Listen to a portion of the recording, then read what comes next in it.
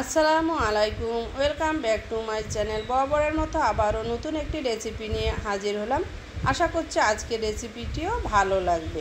এটা সিলভারের হাঁড়িতে বিফ হান্ডি করেছি। তো এখানে বিফ হান্ডি করার জন্য আমি এখানে 1.5 কেজি পরিমাণ গরুর মাংস নিয়েছি। হাড় সহ আছে, তেলটা আমি আলাদা করেছি, সঙ্গে মাংসের সঙ্গে যে তেলটা আছে সেটা দিয়েছি। আদা রসুন পেস্ট দিয়ে দিলাম। তারপরে হচ্ছে 6-7টা কাঁচামরিচ দিয়ে দিলাম, হাফ কাপ পেঁপে কুচি দিয়ে দিলাম। এখন 4 থেকে 5টার মতো রসুন দিয়ে দিচ্ছি, দেশি রসুন। এখন আমি ঘরে তৈরি করা টক দইটা দিয়ে দিলাম। এখন সরিষার তেল পরিমাণ মতো দিয়ে দিচ্ছি, হাফ কাপ হবে। তারপরে আমি লবণ 2 চা চামচের মতো দিয়ে দিচ্ছি, মাংসর পরিমাণ বেশি তাই লবণও বেশি। তারপরে হচ্ছে গোলমরিচের গুঁড়ো দিয়ে দিলাম ছোটো চামচের 1 চা চামচ। তারপর ভাজা জিরের গুঁড়ো 2 চা চামচ দেব, এই চামচটা যেটা আমি ব্যবহার করতেছি অনেকটাই বড়। তারপরে হচ্ছে ধনিয়ার গুঁড়ো দিয়ে দিব 1 চা চামচ, শুকনা মরিচের গুঁড়ো দিয়ে দিব 2 চা চামচ। একটু ঝাল ঝাল হবে, তো আপনারা চাইলে কাঁচা মরিচটা কিন্তু ফালি করে দিতে পারেন। তারপরে আমি এখানে দিয়ে দিলাম হলুদ গুঁড়ো 1 চা চামচ। এখন 1 বাটি পরিমাণ আমি পেঁয়াজ দিয়ে দিলাম। মাংসের ঝোলটা আমি অনেকটাই ভারী করব, তার জন্য পেঁয়াজের পরিমাণটা বেশি দিয়ে দিলাম। এখন গরম মশলা দিয়ে দিলাম, এলাচ, তেজপাতা, দারুচিনি এবং লং। আর এর আগেই আমি গোলমরিচের গুঁড়ো দিয়েছি, এখন দেইনি। তো এখন আমি এটা হাত দিয়েই কিন্তু বেশ ভালোভাবে নিব। তো এটা চামচ দিয়ে মেখে নেওয়াও যাবে, যেহেতু এটা বিফ হান্ডি করবো, একবারে মুখটা বন্ধ থাকবে, সেজন্যই আমি হাত দিয়ে এটা আমি 5 মিনিটের মতো কিন্তু আমি মেখে নিয়েছি। তো ফুল মেখে নেওয়া ভিডিওটা আর দেখায়নি, এটা দেখে বুঝে নিতে হবে। তো যাই হোক, আমি কিন্তু হাত দিয়ে বেশ কিছুক্ষণ ধরে মেখে নেব। আর এটার মধ্যে আমি কোনো ধরনের পানি দেব না, এই যে টক দই দিয়েছি আর মাংসরও থেকে যা পানি বের হয়েছে। তো এই পর্যায়ে আমার মাংসটা 5 মিনিট মেখে নেওয়া হয়েছে। এখন আমি ম্যারিনেটের জন্য 20 মিনিট রেখে দিলাম।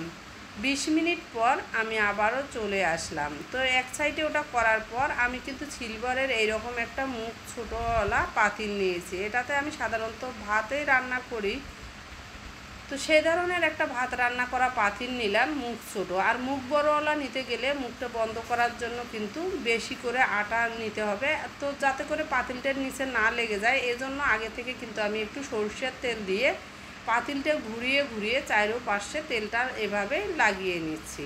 তো এখন মেখে রাখা ম্যারিনেট করা মাংসগুলো এখানে সম্পূর্ণটাই ঢেলে দিব। আর আমি কিন্তু পানি দেব না, দেখেন তাতেই কিন্তু টক দই থেকে একটু পানি ছেড়ে দিয়েছে, সবটাই দিয়ে দিয়েছি।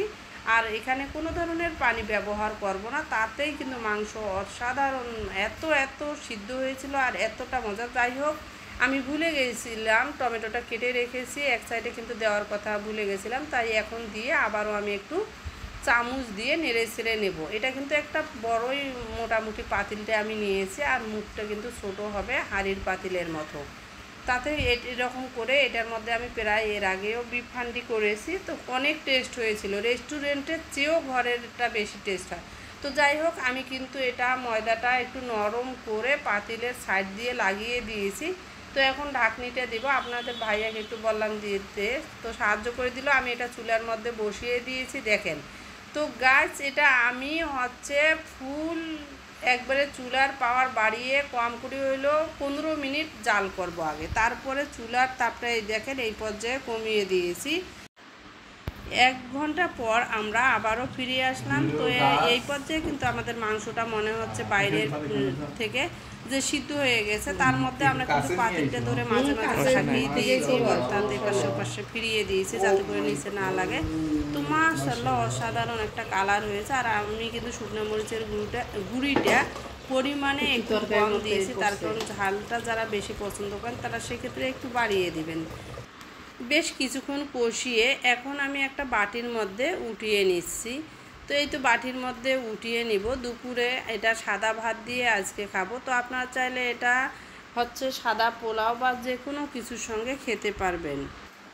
যারা ইতিমধ্যে আমার চ্যানেলটিকে সাবস্ক্রাইব করেছেন তাদেরকে তো অসংখ্য ধন্যবাদ। আর যারা এখনও আমার চ্যানেলটিকে সাবস্ক্রাইব করে উঠতে পারেনি, অবশ্যই আমার ভিডিওগুলো ভালো লাগলে লাইক, কমেন্ট, সাবস্ক্রাইব করে পাশে থাকবেন। তো এই তো আমার আর কি উঠিয়ে নেওয়া হয়ে গেছে। তো ঝোলটা দেখে তো বুঝতে পারছেন কতটা গ্রেভি হয়েছিল ঝোলটা। আর পানি দেইনি, আর পানিটাও ওভাবে টানিনি, আর মাংসটা অনেকটা সুন্দর সিদ্ধ হয়ে। সকলে ভালো থাকবেন, সুস্থ থাকবেন। পরবর্তী রেসিপিতে দেখা হবে। আল্লাহ হাফেজ।